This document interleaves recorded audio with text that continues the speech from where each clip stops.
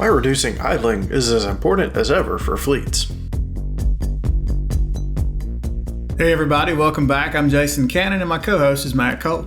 With the freight market still struggling to come out of its post-COVID trough, not to mention uncertainty around emissions and tariffs, fleets of all sizes are holding onto their trucks for a lot longer than they typically would before the pandemic. To get more life out of those units, it's important that fleets and their drivers do everything they can to protect those assets. One of the best ways to do that is to reduce idling. Idle Smart's Jeff Lynch joins us to talk about how he's seen the idle reduction conversation shift in recent times.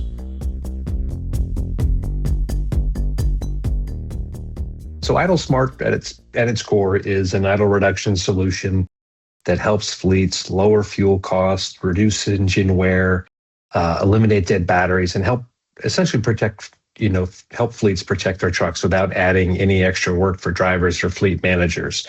And essentially, we automatically manage when the engine needs to run and when it doesn't based on a whole host of parameters: inside cabin temperature, outside temperature, battery health. And all this together helps prevent unnecessary idling, eliminates dead batteries, helps reduce avoidable wear and tear on a truck, all the while keeping drivers comfortable and trucks ready to go.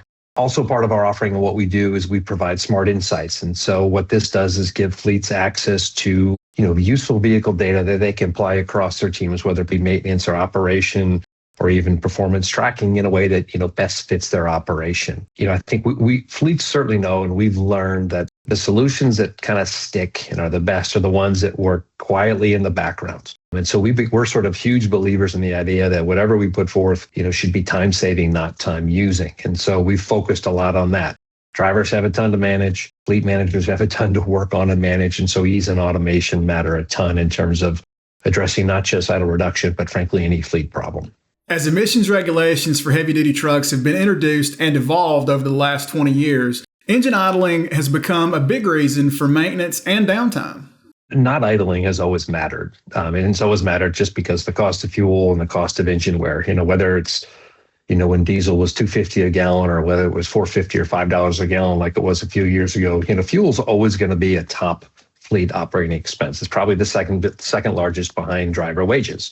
And so therefore, it's always going to get a ton of attention and it's always going to be important. But as you just highlighted, what's really changed is that today's trucks are definitely more complex and they're also much more sensitive than the older equipment.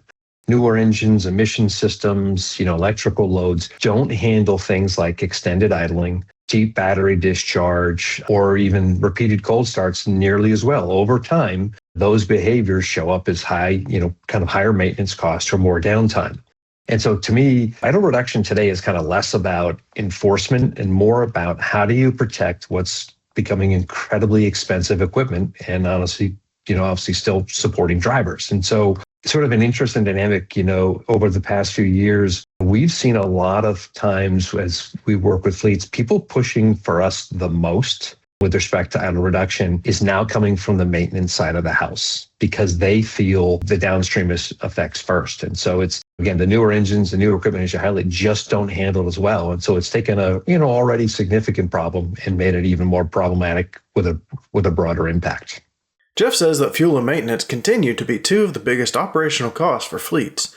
And now that companies are holding on to trucks longer due to higher replacement costs and other factors, that's becoming even more apparent. It's been a tough run, as you know, right? It's been a tough few years in trucking. And so I think fleets are holding on to trucks longer.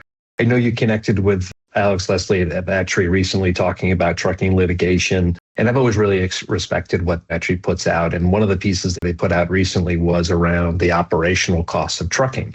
And what stood out to me, it again reinforced that fuel and maintenance continue to be two of the biggest cost pressures that fleets feel. And then you sort of overlay or add on the fact that if you're holding equipment longer, it becomes even a bigger problem. And so, we are seeing this play out in real time. Replacement costs remain challenging, as you talked about. New trucks are expensive. The cost, the capital costs to get them are higher. I still think availability is a little bit uneven. And so, fleets are definitely holding on to equipment longer. If we look at kind of our arrangements and our agreements over the past year, they're definitely longer than they were even 2-3 years ago. And so when trucks are in service longer, kind of how they're treated matters even more.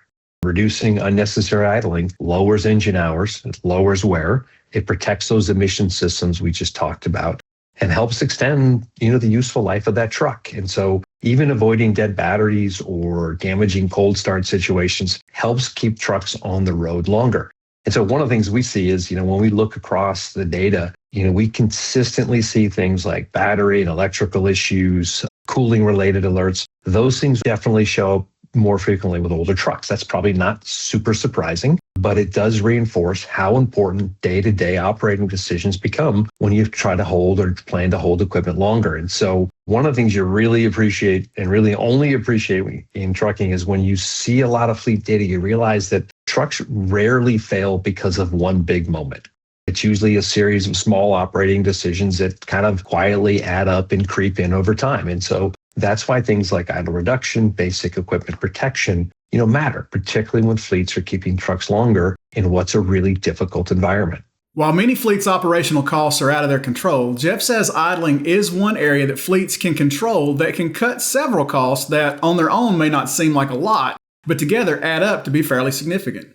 Costs are up and fleets can only control so much, right? They have no control over fuel prices, no control over insurance, no control over interest rates, no control over tariffs, right? There's a lot they can't control, but they can control either discretionary items or waste.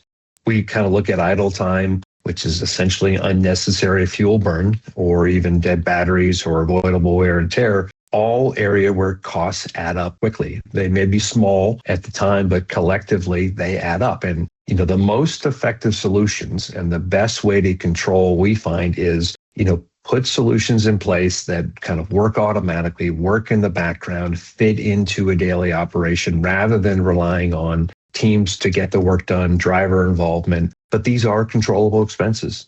Idling is controllable. And so I think idle reduction, the better use of vehicle data can definitely help make a real difference. You highlighted, and I think it's talked about a lot. It's been a tough run for the past few years. Well, we don't see fleets chasing kind of this silver bullet, this single solution that somehow magically changes the trajectory of their business. They're looking for repeatable, predictable ways to reduce costs, in this case, costs they can control, idle fuel, and also, help protect uptime, keep trucks on the road. It's kind of blocking and tackling. It doesn't sound super sexy to say, but it is the things that I think we're finding fleets are focused on. Not some transformational change, but simply getting better and focusing on the areas that they can control. It's hard work, but it is work of the limited things they can control. There is a difference that can be made. That's it for this week's 1044. You can read more on ccjdigital.com. While you're there, sign up for our newsletter and stay up to date on the latest in trucking industry news and trends. If you have any questions or feedback, please let us know in the comments below. Don't forget to subscribe and hit the bell for notifications so you can catch us again next week.